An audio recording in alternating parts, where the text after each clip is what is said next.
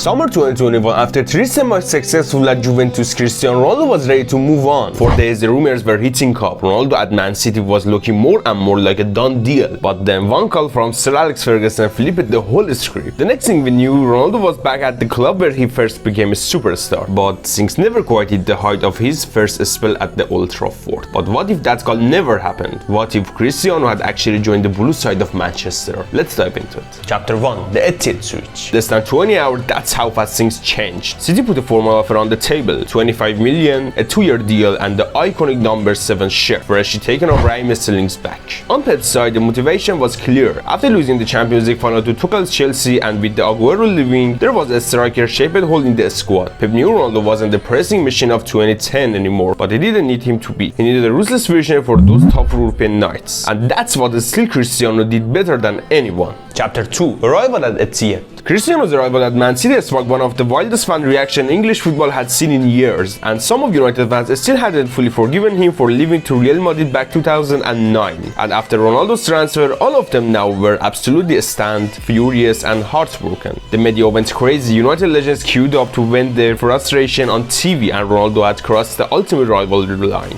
Chapter 3. Adapting to Pep's City. On the beach, Pep tweaked his tactics slightly. Ronaldo didn't press, so the rest of the team covered for him. This can happen because in reality, a year later, when Haaland joined in real life, Pep basically ran the same system: minimal pressing from the striker, maximum damage in the box. Chapter 4. Premier League 21-22. CR7 in Sky Blue. In reality, City won the league by a single point ahead of Liverpool, but with Ronaldo, that season City had a frustrating games where they created a ton of chances but couldn't score like Crystal Palace, Southampton, and as Ronaldo into those matches probably got them extra 3 or 4 points. Even with Liverpool in insane form, that's enough to make the title race a little less tense. In reality, at United, Cristiano scored 90 goals and they basically carried the team on his back. But at City with KDB, Bernardo Silva and Grealish, is easily hitting 25 or 28 goals and winning the Golden Boot without breaking a streak. Chapter 5. The Champions League semi-final.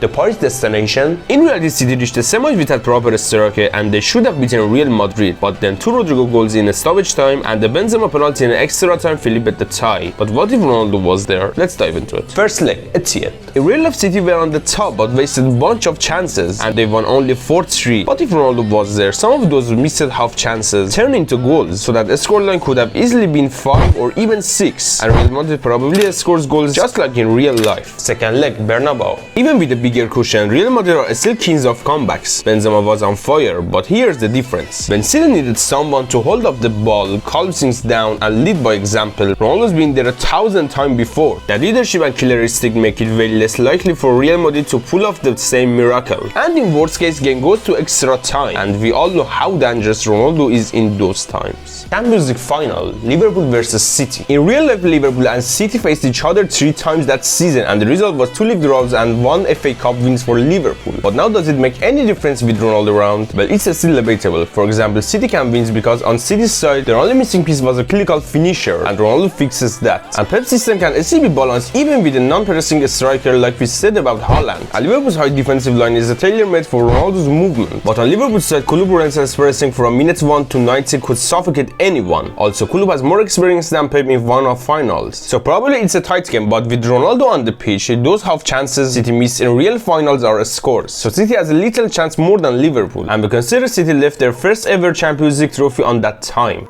Chapter 7. Ballon d'Or 2022. In reality, Benzema had one of the most deserved Ballon d'Ors ever. But what about here? Well, Ronaldo wins the Premier League, tops the scoring charts with 28 goals, and fires City to Champions League glory with 10 or 12 goals in Europe, throwing at least 1 domestic cup, and is ending the season with 45 goals in all competitions. Yeah, Benzema still has an amazing season and probably finishes top scorer in the UCL, but without that historic semi-final comeback and final win, he doesn't have the same case. So after 5 years, Cristiano wins the Ballon d'Or and showed this class again. Chapter 8.